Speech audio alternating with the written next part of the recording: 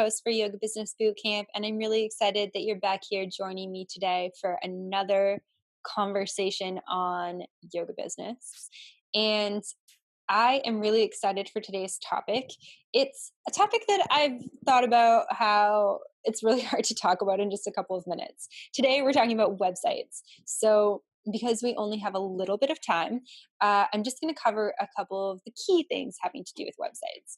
So, number one, do I need a website? So, at this point, you should know if you need a website or not based on dream job creation and goal setting. If your goals and your dream job have nothing to do with the digital world and you're planning on staying in the same space and never moving and never teaching abroad, and you're really content with teaching your local community, then you maybe don't need a website. One thing I would recommend though is to just buy your domain.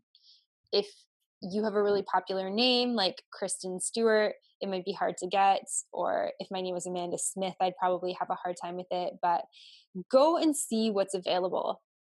I've owned the domain for amandakingsmith.com for a number of years. Before I even thought I was going to have my own business, I owned that domain. A girl that I advise with Praxis, which is another company I'm involved with, her mom bought her domain when she was a kid. How cool is that? Buying her domain for her kid. And now she's using it, which is really amazing. So I think that buying a domain or learning how to set up a website is just really beneficial for you.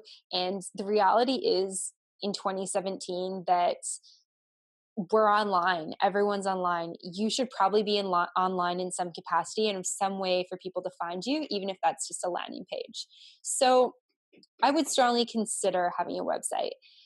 Thinking about what is best for you is always important. I'm not here to give you definite answers. I'm here to guide you to find out what's best for you, but I am going to strongly recommend a website. So once you've decided if you want a website or not, I'm assuming if you're still tuning in for this, you probably have decided to go with a website.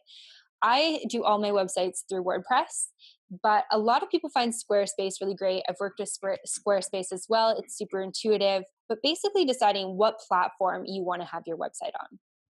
Okay, so we've decided that yes, we're going to go for a website.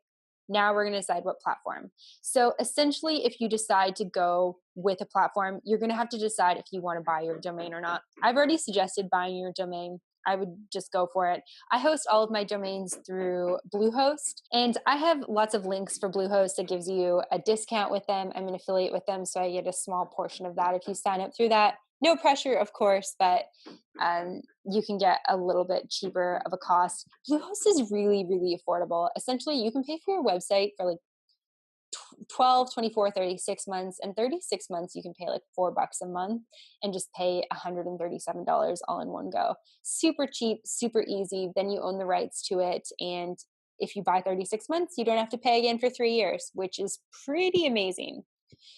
So if you don't host your website, you're going to end up with something like amandakingsmith.com.wordpress. And so that's another step that's difficult for people to find you. I think it's a lot more professional if you just pay the money to host, especially since it's not that much. And if you pay up front, then you don't have to pay again for a number of years. That's what I would highly recommend. From there, you can choose a theme. The good themes cost between like $50 and $150, with most of them being around like the 60, like 59 to 99 range. You can also just go with a free theme, and you would literally have one page. So one page that has a photo of you, like, hey, I'm Amanda. I teach yoga in Pittsburgh, Atlanta, Calgary, Vancouver, whatever. Here are my offerings so people can find your times. Something that you'll find once you're teaching frequently, especially if you're at different studios around a city, is that people from one studio, so say you teach in like the north area of one city, all of a sudden they want to come to your other classes. Like you only teach 2 times at this one studio, but you have all these other offerings. They want to come. They want to find you. Instead of writing it down on a piece of paper, send them to your website. Yeah, go check out amandakingsmith.com/yoga, and you can find out all of my offerings. That's not a real link, so don't go to that. But if it was, you can send them to that place where they can find it all. Or, yeah, you can go check out my website at amandakingsmithyoga.com, and I've got all my offerings right on the page. Maybe a little bit of an about section that kind of outlines who you are. You'd include your resume, your services, a contact form. You don't even need all that, though. That's like basic things that you could have. You don't even need that much. You just basically need a place where people can go find you and learn more about you and find out where you're teaching.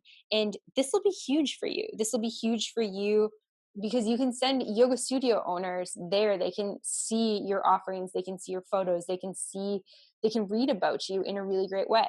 And so that would be my recommendation for websites. Of course, there are more tutorials and stuff in the course, and you can join me at www.mbomyoga.com/yoga business bootcamp. Send me an email if you have questions at info@mbomyoga.com, and I will see you later.